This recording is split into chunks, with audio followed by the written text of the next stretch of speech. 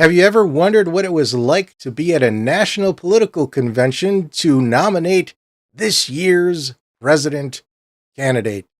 Well, for either party, actually, for that matter. This week, we've got somebody who's actually been there recently, just a week or so ago. He's made it back home, despite what you've heard about Crowdstrike, and he's going to tell us all about what it was like to be on the inside at perhaps one of the most historic events of the year. That'll be on this week's edition of the State of Greater Western New York Report. And as always, it's brought to you by... Each week, our community makes history. Each week, you make history. And each week, there's only one source to turn to for the first take on history.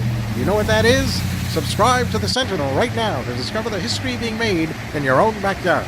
The Menden Honey Falls Lima Sentinel. More than just your news, it's your history. Welcome, everyone, to this edition of the State of Greater Western New York Report. Join us each episode as we discuss fantastic topics ranging from history to science to the strange and the wonderful, as well as the treasured spirit with which our region has infused America. We challenge you to consider all things Greater Western New York, from our region's very beginnings to how it inspires, how it empowers, and why it is so admired. Here's the host of the State of Greater Western New York Report, Chris Carosa. Welcome and hi there, everybody. We've got a great show for you today. Of the State of Greater Western New York Report. Join us. That was so good, we're going to hear it again. State of Greater Western New York Report, Chris Carosa.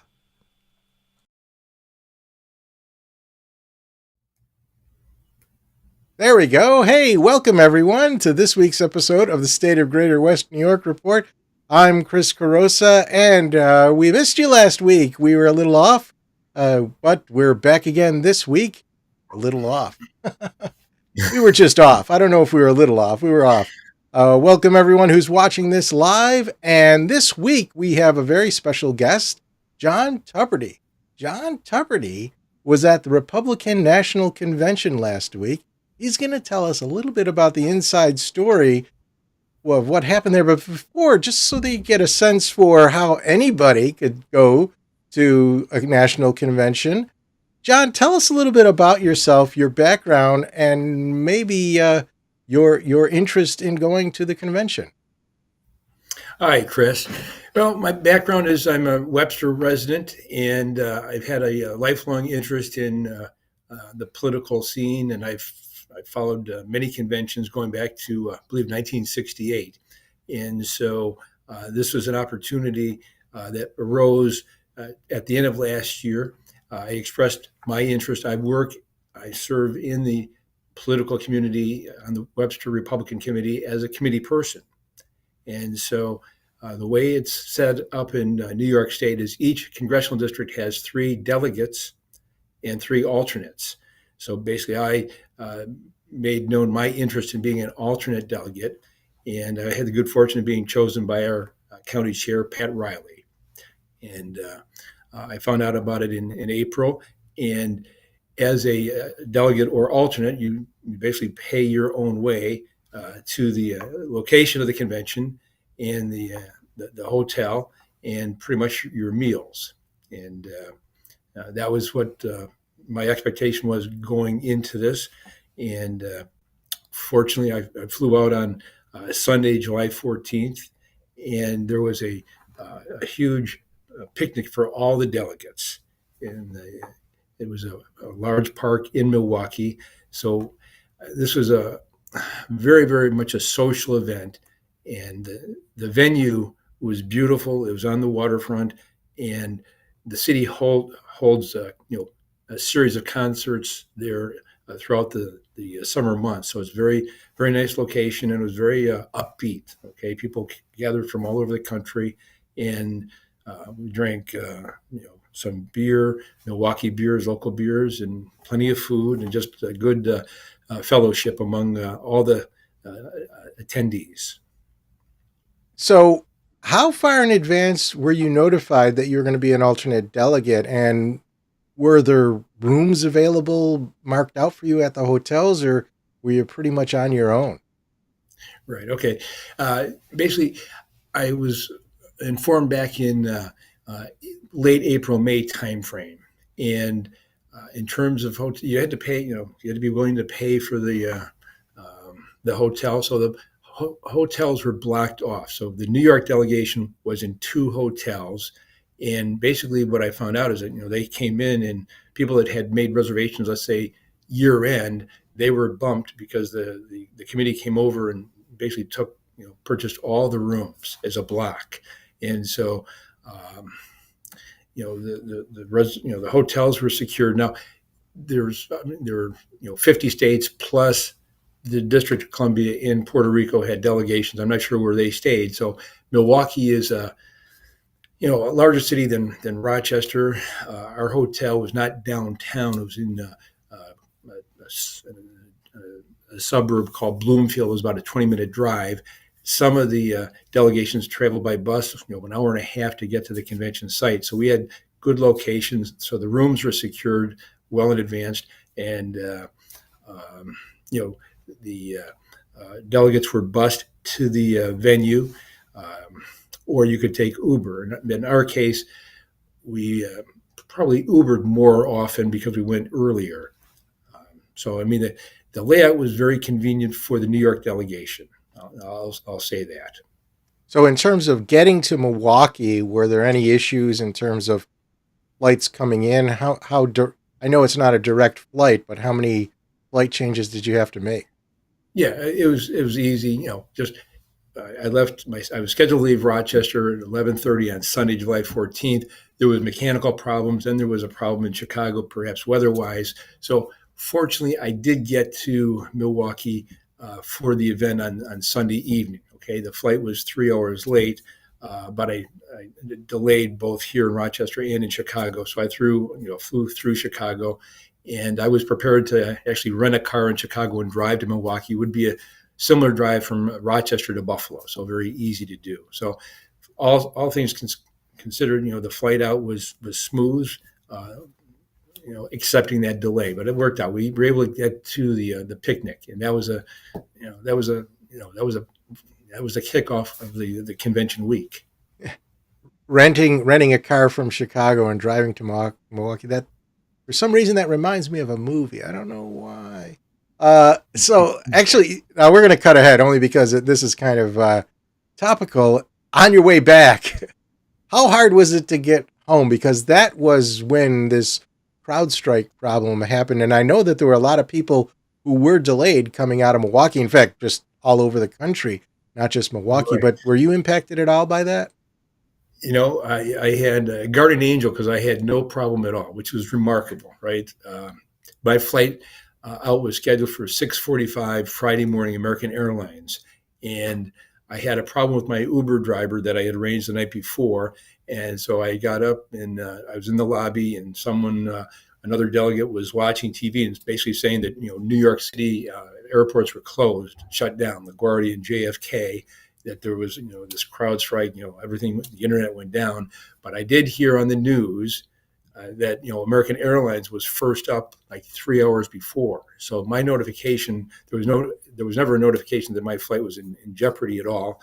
So it was, believe it or not, I left pretty much on time, flew to Philadelphia, got out of Philadelphia on time, and landed in Rochester on schedule at 12:30 last Friday afternoon. So I'm sure delegates were delayed, maybe a day or two, but my situation, I was fortunate.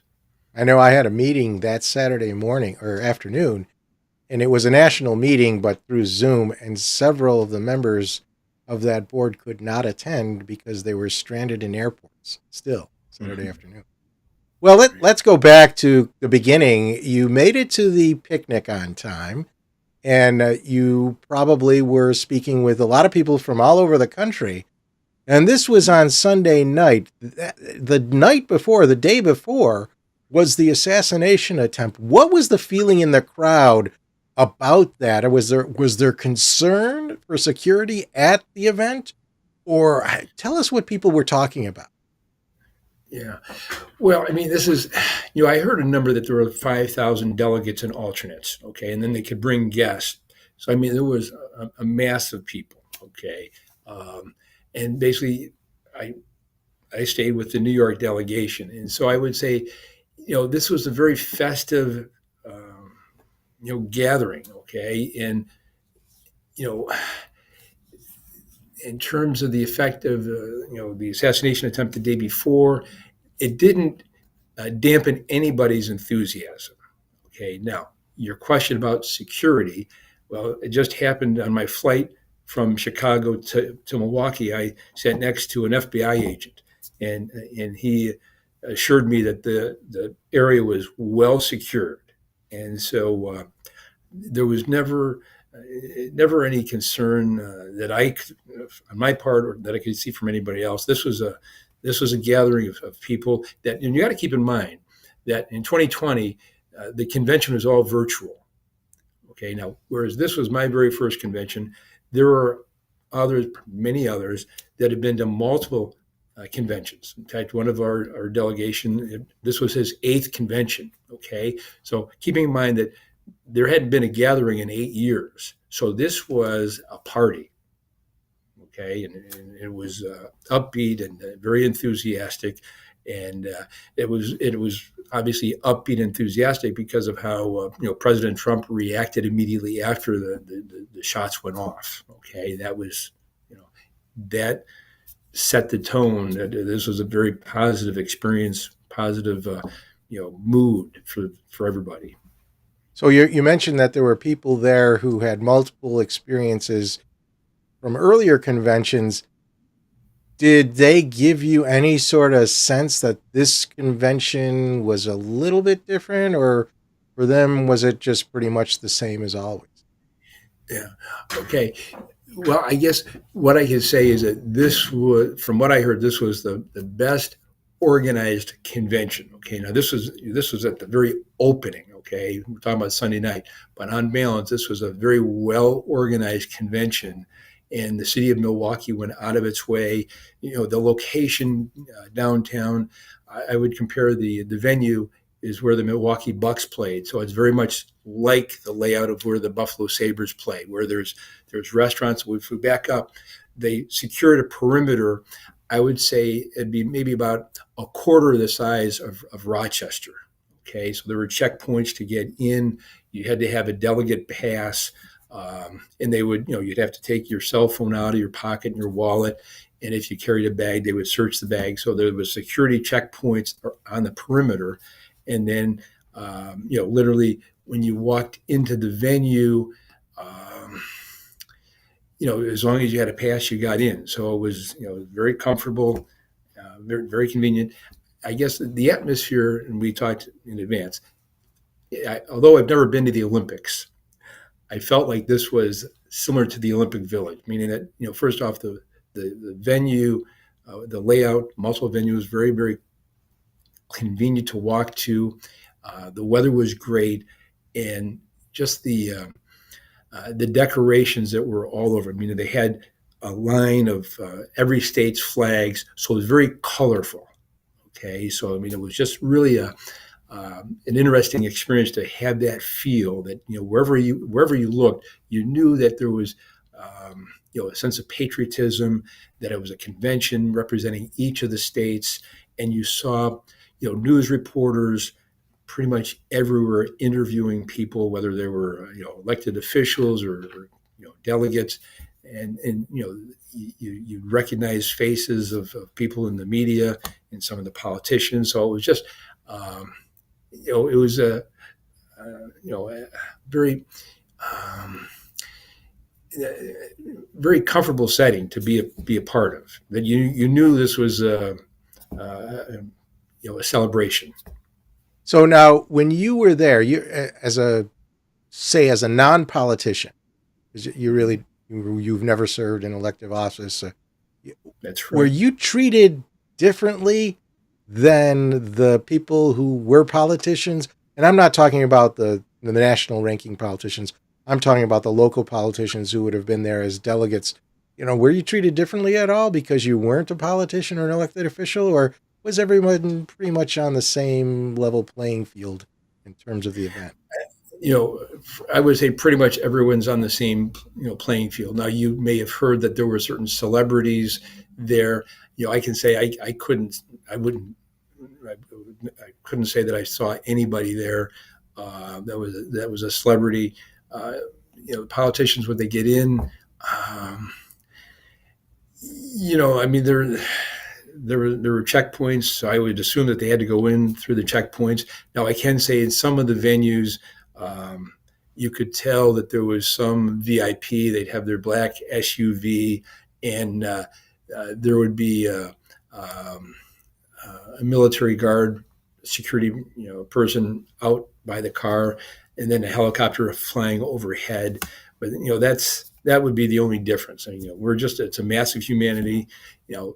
I said there were about 5,000 delegates. That's what I heard. I don't know in terms of the guests. So I would estimate the overall crowd at about maybe 12 to 15,000 people. This would be in the convention. That's just my estimate. Pretty big, pretty big. Oh, we'll learn more from John Tubridy when we come back after this message. Through the mists of time, nature and man have both created and buried treasures beyond the imagination. With the ages, these riches slowly dissolve into mere myths until they are forever forgotten. But there are those brave souls who tirelessly cling to the truth, ever seeking to discover the undiscovered, to reveal what has always been there, to uncover the hidden gems of a land thought forsaken but loved by millions.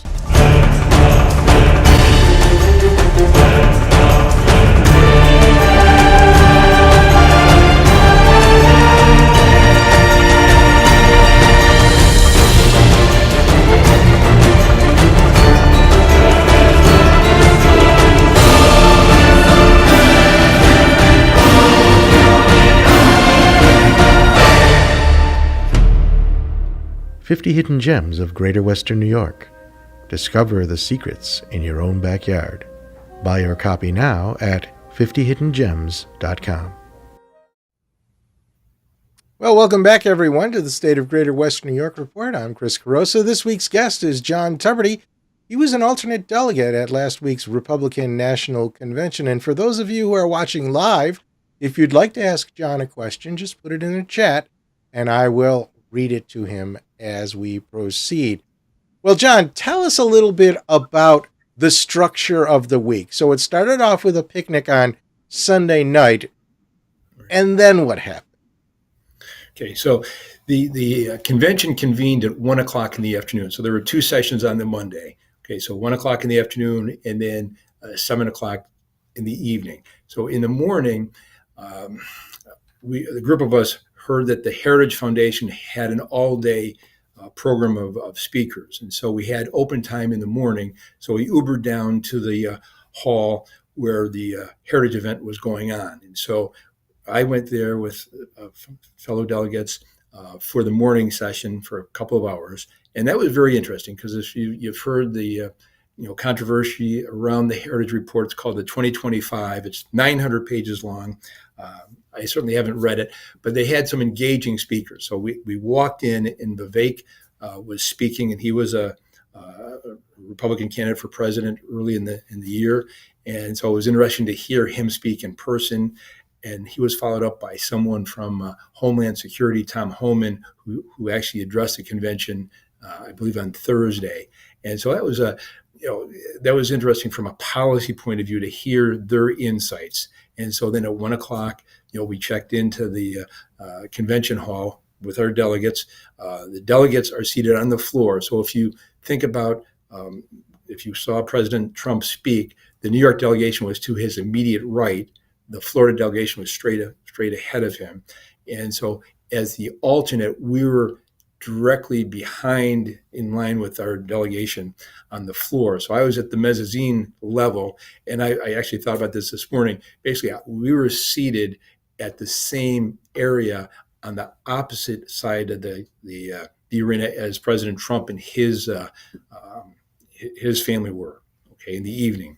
And so that made it possible so that we had arranged where the county chair would basically come up and we would exchange delegate passes. So I would become the delegate, he would be an alternate.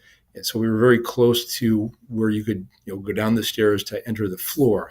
And so it was just a mass of people. So this was arranged in advance. So I went down on the floor at about 3:30 Monday afternoon. And so let's back up. So what happened on Monday afternoon? Well, that's the roll call of all the state delegations. Okay, now it was President Trump was nominated, and then we had the roll call of each of the states. Okay, so that was exciting to hear. Each state had a representative, and some of them you recognized, and the build up. So you knew, obviously it was going to be unanimous, but just that was ceremonial. But I mean that's part of the history of conventions. Okay, now this convention, we haven't had a contested convention since 1976 when Ronald Reagan challenged President Ford. Okay, so this was basically a gathering, a party to nominate Donald Trump, and so that was the backdrop of that. So we went through, and the state delegations cast their delegates for Trump. So he was the party nominee. So when I was down there in the afternoon, they started the process of nominating for vice president. And so we all know J.D. Vance was the selection of President Trump. And so it was my good fortune, and it was just fate smiled upon me because I was actually down on the floor. And so I cast a vote for J.D. Vance to be the Republican candidate for vice president. So I would be the highlight of the week, okay, for me. And I'll just tell you a side story. So as that process was going on, I moved from the New York delegation towards the Ohio delegation, and then there's just a swarm of people around Ohio, of course, because J.D. Vance was there, and so I'm, it's jammed, people are very close together, and I see this lady come through, and she's a reporter for PBS Evening News, Lisa Desjardins, and I say, I recognize you, and she smiled, and she says, oh, thank you, and I said, I'm from Rochester, and she passed by me, said, my dad's from Utica.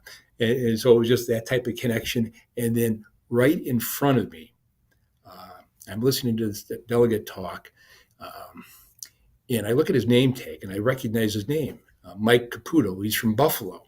And I don't know him, but we strike up a conversation, and he says, geez, I've met you before. I recognize you. And I said, well, Mike, we have a joint friend. And I mentioned his name. And at the same time that we were talking, my friend from Buffalo texted him. And so we did a selfie together. But it was just such a coincidence that I'm standing up in this swarm of thousands of delegates.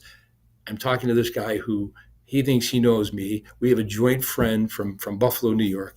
And so the guy's name is Mike Caputo. He's a political consultant, and he's been involved with Trump's campaigns in the past, and he's serving in some capacity. But that was just a unique circumstance to be gathered by Ohio and to have this, circumstance where I'm talking to someone who, there was a connection, a joint connection, and have a friend from Buffalo, Jim, text him at the same time. So that was the highlight of the afternoon.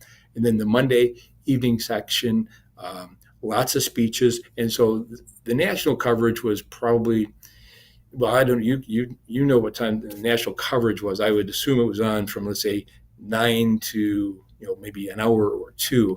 We would have speakers after speakers from congressional representatives, as well as senators, as well as governors, and there were certainly periodic breaks. And I can tell you, they had a great band entertain all of us. So it was music that someone my age, I'm in my mid 60s. It was very friendly music, very upbeat. So the atmosphere in the arena was very, very positive. It was electric. Okay, so normally I could say, I get tired around 10:30 at night. We were going well past that into the early hours. So I know that we're supposed to end at 30 minutes, but will you have time to extend it a little bit? Because I really want to get into more of these kind of stories. Is that okay with you? Okay, yes. All right, great. Because we do also have questions coming in, too. One of the questions I'll ask really quickly is, well, this was my question. I didn't realize that alternate delegates could be swapped out. So was this the only time did that it happened, or did it happen frequently throughout the convention?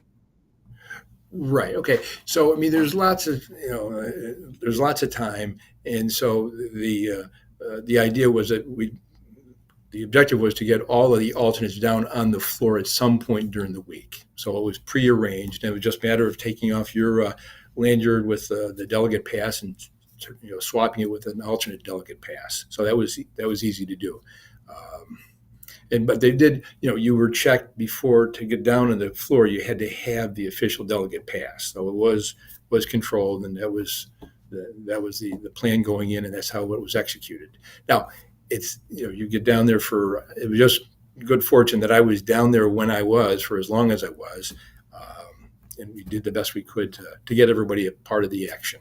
So when did you find out that J.D. Vance was going to be the vice president? Was it when you voted for him, or did you know about it beforehand? Yeah, that was interesting. It was actually announced beforehand, and it was actually when I was at the Heritage Foundation.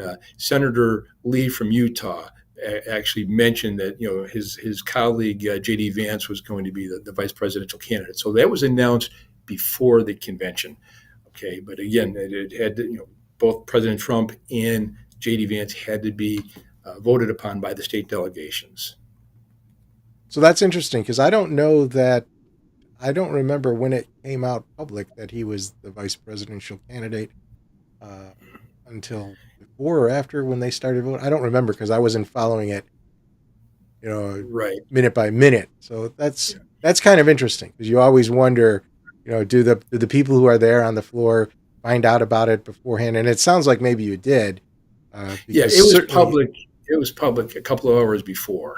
Oh, okay. So, all right. Well, so now let's go to Tuesday. What was Tuesday like? Right. So on Tuesday, the session would start, let's say around 5 o'clock. Okay, so just an evening session. So we got downtown early Tuesday, and there's reporters everywhere. So now the layout of this is you've got the main venue where the convention is held. The delegates are on the floor, and then next to it there's another arena for the Milwaukee lacrosse team, and that was the center for all the radio stations. So they called it Radio Row, and so you could go in there and literally radio stations from all over the country were set up, and you could see people interviewed, and that was exciting. So on when we went in there, we saw the legendary Roger Stone was being introduced. Now I call him legend. He's a very flashy dresser, so you'd recognize him right away. And for people that listen to Buck and Clay Travis, who replaced Rush Limbaugh, they had their booth set up, and so you're walking by, and I say, "Hey, Buck, can I give me a smile?" So I take a picture of him. But it's just amazing to see all the different radio stations from all over the country interviewing their local politicians, as well as national politicians. We saw Marco Rubio interviewed. So that was one hall, and then there's another, the Baird Center, which was just across from the it was called the Panther Arena, where the radio shows were held. There was lots of things going on there. You could buy different types of memorabilia, but they had an interesting room set up of presidential memorabilia. And it didn't have necessarily all the presidents, but it would have a write-up on a stand of the presidents. And interestingly enough, they had the shoes worn by many presidents going back going back to 1912. So Woodrow Wilson was a flashy dresser, I guess. He had white shoes, but it showed Ford shoe, Reagan shoe, the types of shoes that they wore. So that was kind of an interesting exhibit, to say the least. Well, what about the shoes from that Saturday night? I guess the Trump shoes. He was asking, "Where are my shoes? Where are my shoes?" Right. Yeah. Now it didn't have Trump shoes. No. So it was historic. So it was. So that was. So it just had it was a very good layout, and so there, outside of those, between those buildings or halls, the streets were lined with different types of political vendors or causes, and so there was music, there was food, and there was conversation. Who were the speakers on Tuesday night? Was there a particular speaker that people were most fascinated with? You know, I would say the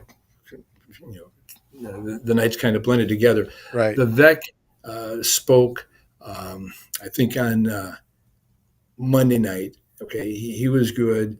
He was very good. Marco Rubio spoke. Matt Gaetz spoke on Thursday. I guess what I'd share is that there were a lot of Senate candidates, okay, for the key states, and so it's kind of like I got to hear these senators or these Republican candidates for the Senate that are going to be in key races in the fall, and so we get to see how they did. Okay, I'm looking forward to that. Was there anticipation when J.D. Vance spoke? Oh yes, yeah, there was. There was. So he spoke. I think that was on Wednesday night. I mean, that was a great night. Yeah, it was definitely. He was the highlight of that night. So I had lots of different speakers. Did you get a sense that maybe that the convention was more unified behind Trump because of the failed assassination attempt?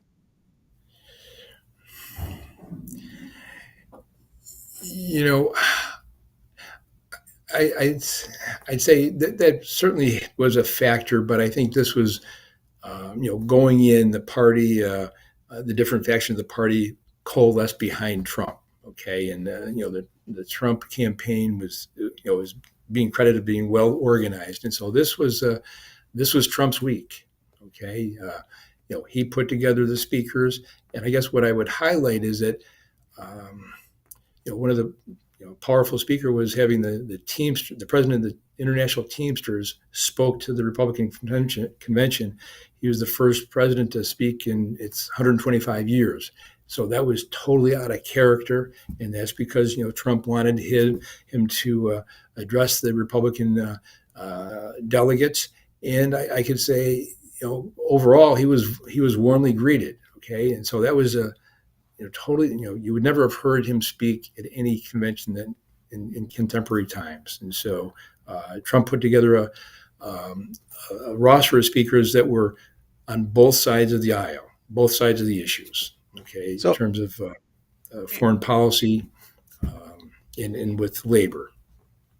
You got a sense when you were looking at the media coverage of the event that this was unlike any previous Trump national convention in that it was more unified, that there were, you didn't see any of the sort of skepticism towards Trump that you may have seen in the earlier conventions. And in part, it could have been because Trump really, being the showman that he is, took charge of the convention, and it really came across as well produced. On Thursday. So Thursday's the capstone day. That it ends with Trump's speech.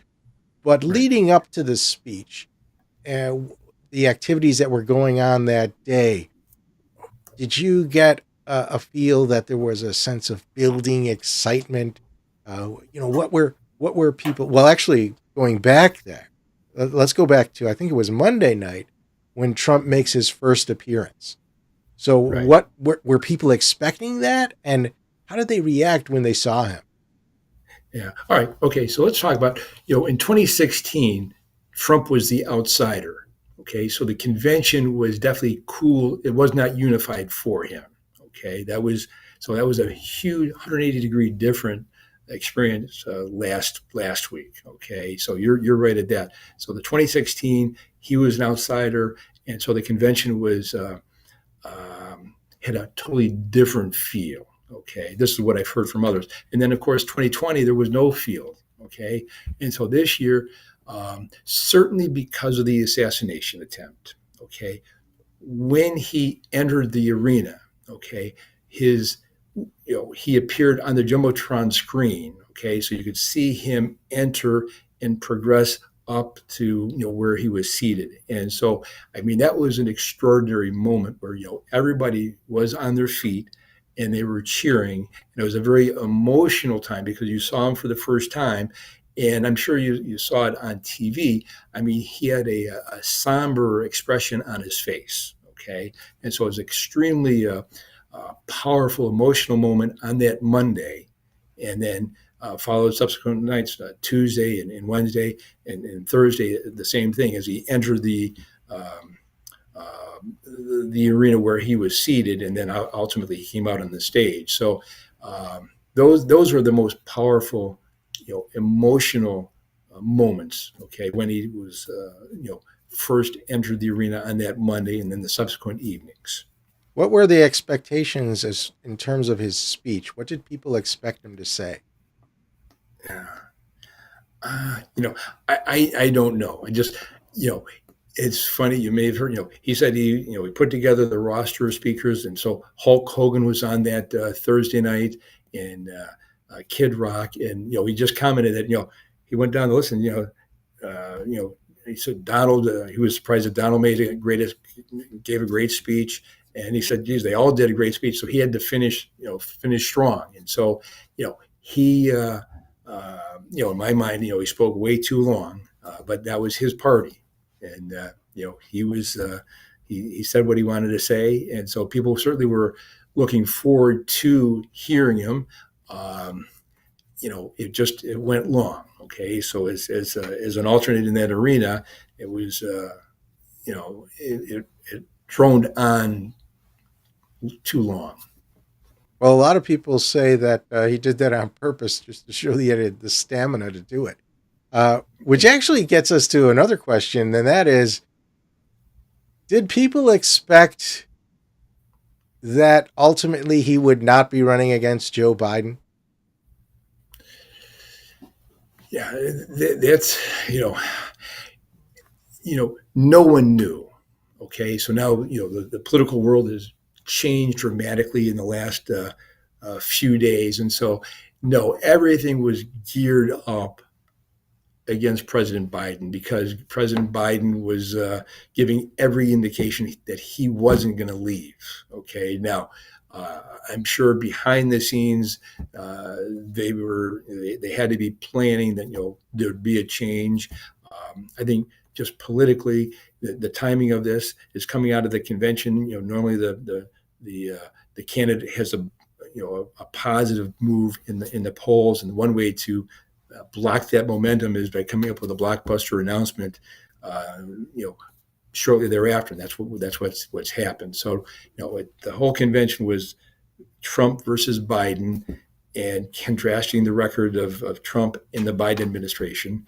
And the fundamentals, I don't think change. It's going to be the Trump vision and his record versus the Biden-Harris record. So at the end of the convention, not necessarily Thursday night, but maybe Thursday night, just the sense of when it was over, what did you sense of the crowd? Was there this joyous kind of excitement to get things going and to move on with the campaign, or were they just glad it was over? Yeah. It was the largest balloon drop in history. And so there was a great celebration at the end. Okay. And so that's the lasting memory that, people were enthusiastic. They had the message, throughout the convention. There would appear commercials on the Jumbotron screen of President Trump reminding everybody the importance of voting, whether you vote in person or in mail, saying that we need to get the turnout, whether it's in person on election day or mail in your ballot, but we need every vote. And that was a constant theme throughout. And so I think the way the convention ended, it ended on a high note that we were, the Republican community was unified behind Trump and Vance. And, certainly now we look back, days later, now we've got a major change in the Democrats. It's not going to be Biden, but the underlying issues I don't think change, and the party is certainly unified. It was One last unified going in. It was unified coming out. one last question. In terms of the exuberance at the end of the convention, how would you compare that with the stadium after a Bills victory? Would it be more, the same, or? Uh-huh. Okay, compared to a Bills victory. Well, a major victory, not just a Right, a major victory. Yes. Well, again, this was my first convention, and so this is a very positive. Okay, I mean, there's no doubt. I mean, the Republicans think they're going to win, and there wasn't any sense of gloom or negativity. Okay, they were ready. They came out of the convention ready to make their case to the people of America. Okay, so it was all very positive. Okay, there wasn't any, in 2016 there was an element of divisiveness. Not so in 2024. All right. Well, John, thanks for staying a little extra time. I guess you'll get a bonus credit for that, because I did want to get as much of your personal experience to share with the audience as possible, because really that's what they were interested in. So thank you for coming. Thank all of you in the audience for watching the show. And remember, if you want to be a member of the live audience, then go to stateof.greaterwesternewyork.com and just register for free. Every Thursday morning, you will get the free but secret invite on how to be a member of the live audience. Now, I realize that not everybody can watch on a Thursday during lunch, at least on the Eastern side. But you can always watch this in the archives at stateof.greaterwesternewyork.com. You can see these tapes there. Or if you like our Facebook page or subscribe to our YouTube channel, every Sunday at 1:30, the show is rebroadcast. That's all for this week. Thanks again for being here, and we'll see you all next time. Bye-bye for now. Thank you, Chris.